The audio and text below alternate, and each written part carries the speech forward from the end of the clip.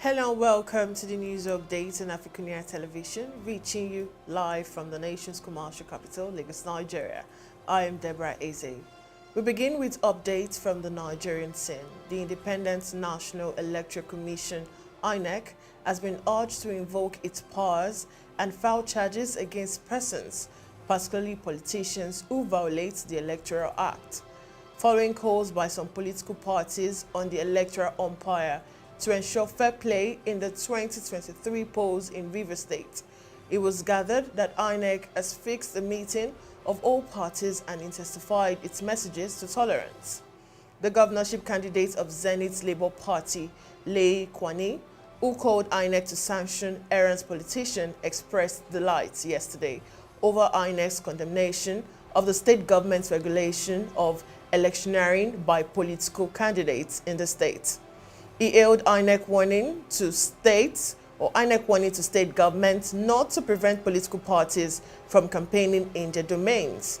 He appealed to INEC to commence the process of a high-power technical committee comprising representatives of relevant government bodies to provide a work guide for the construction of dams in some parts of the country to contain excessive water that might cause flooding.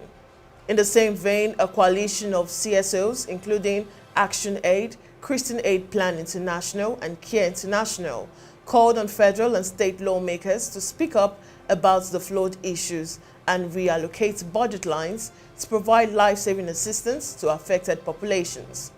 Meanwhile, Julius Berger Nigeria Limited has donated 25 empty containers as temporary shelter to victims displaced by flood in Anambra and Delta communities. They called on good-spirited Nigerians to assist people in the IDP camps with relief materials. Still in Nigeria, men of the Nigeria police yesterday fired canisters at some protesters who converged at the Lekki toll gate in Lagos for a procession in commemoration of the second anniversary of the NSAS protest in the state. Those dispersed by the police, including pro-democracy campaigner Omowole Sowore, the leader of Take It Back movement, Ayoyinka Oni, the executive director of Enough is Enough, Yomi Adamu-Lekun, popular comic skit maker, Mr. Macaroni, Fowls, and other protesters. Apart from the celebrities, some victims and affected families of the NSAS protest also participated in the procession. Condemning the action of the police, the Youth Rights Campaign, YRC, said that the action pretends that police brutality is still the order of the day in Nigeria. We go on a short break now, and when we come back, it's more updates from the African scene. Just stay with me. How to buy airtime from the AFRICUNIA Bank. Log into your AFRICUNIA Bank app, click on the three horizontal lines above the screen, then click on the dashboard. Then above the screen top is another three horizontal line. Click on it. Scroll down and click on Buy Mobile Airtime. You'll be directed to another page. Then select your country and enter your mobile number, then click on Submit. You'll be directed to a page where you select the amount of airtime you want, then directed to where you'll be asked to confirm your recharge details. Change your select wallet from USD to NGN if you're in Nigeria. Then click on Make Payments and your recharge is successful.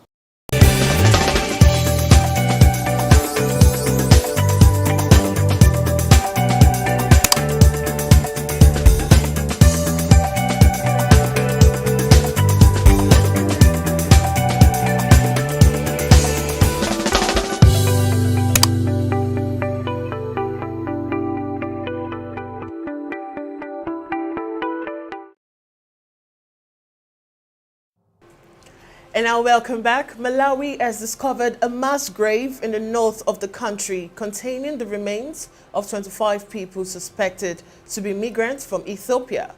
The grave was discovered late on Thursday, but we have coded it off and started exhuming today. So far, we have discovered 25 bodies, police spokesman said. Police were alerted by villagers in the Mazimba area, about 250 kilometers, that is 155 miles north of the capital of Lilongwe, who stumbled on the grave while collecting wild honey in the forest. Now, the bodies appear to have been buried probably not more than a month ago, he said.